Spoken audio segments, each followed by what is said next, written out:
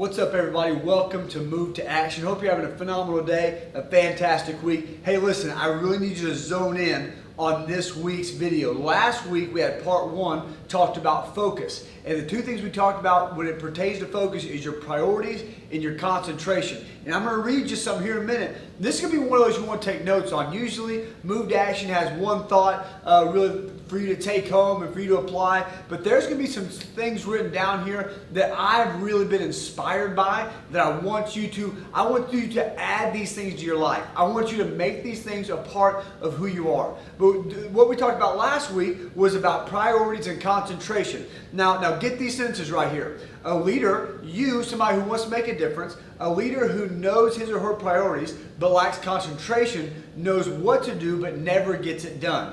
Right? So it's important to have both. But because listen, if you don't have the other, because it says this right here, a leader with concentration but no priorities has excellence without progress. See, that's why we need both. We need concentration to know what we want to do, what we need to do, right? And then we need the priorities to be able to put them at the top of our to-do list. We need concentration and priorities. These things culminate in focus. So what I want to do this week, what I want to talk about is what are some things that pull us away from this focus, this laser focus to get things done. See, here's what I think pulls away from our focus. Let me read these to you. You want to write these down. First, I think the urgent. The latest and the loudest, the urgent. I think whatever the day is or whatever is taking your attention away today. I think the urgent. I think the unpleasant. The hard things, the trials, things that are happening that you don't like. So the urgent, the unpleasant, the unfinished, maybe the text message you reply to, the email, the homework, the unfinished. So the urgent, the unpleasant, the unfinished, and the unfulfilled. The things you have to do that you may say they're dull, that you don't like to do them. These things right here, they suck our focus away. But so instead of the urgent or the unpleasant or the unfinished or the unfulfilling, why don't we focus on the ultimate thing? The ultimate thing, which number one for everybody, whether you believe it or not yet, the ultimate thing is your walk with God, your relationship with Jesus. And second is the calling that He's called you to. That is the ultimate thing. We cannot let the urgent, the unpleasant, the unfulfilling, or the unfinished pull us away from the ultimate calling. Remember, that's something that Paul knew. That's why Paul could be a world changer. So let's talk about a couple things. Let's talk about a couple things. I know that may be a lot of content. I hope you wrote it down. Rewatch this if you need to. But let me give you a couple things that you can work on, that you can go through, that you can accomplish, that you can process through to help you focus on the right priorities, the right concentration, and the ultimate thing that you're supposed to be fulfilled in and make a difference in.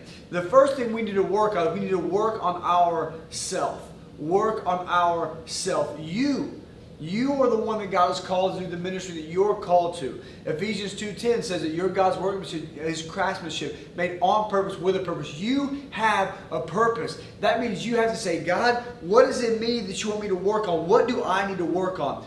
Something else. We need to work on our priorities. We need to keep the ultimate thing the most important. Whatever that looks like for you. Set calendar reminders. Change the background on your phone to whatever Bible verse you're memorizing. Tell somebody to hold you accountable to your priorities. We need to work on ourselves. We need to work on our priorities. We need to work on our strengths. What is it that God has given you that you're great at? Is it maybe it's speaking, maybe it's graphic design, maybe it's singing, whatever it is. What are the strengths that God has called you? Our world, with all this filter mentality and this perfection, what we do is we will hone in on a weakness and we'll never think about our strength. But you've been given strength to change the world. So I want you to work on yourself. I want you to work on your priorities. I want you to work on your strength, and I want you to work on others. I want you to focus on, I want all of these things are going to culminate when you work on yourself, your priorities, and your strengths. All these things culminate so you can work on others.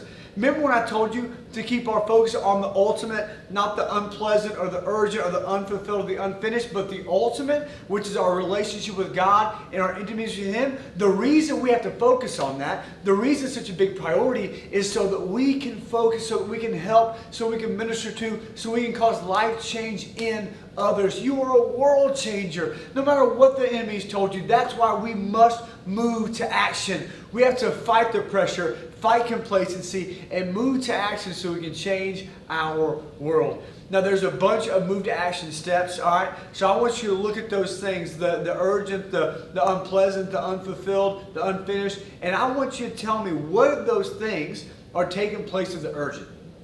Think about it. What is taking place of the urgent? Or sorry, not the urgent, the ultimate, the most important. And hey, will you rewrite your priorities? Tell somebody about it. Remember, people add power to the plan. I'm proud of you. I love you. I believe in you. Share this with somebody. I can't wait to see what God does next week. I'll see you next week.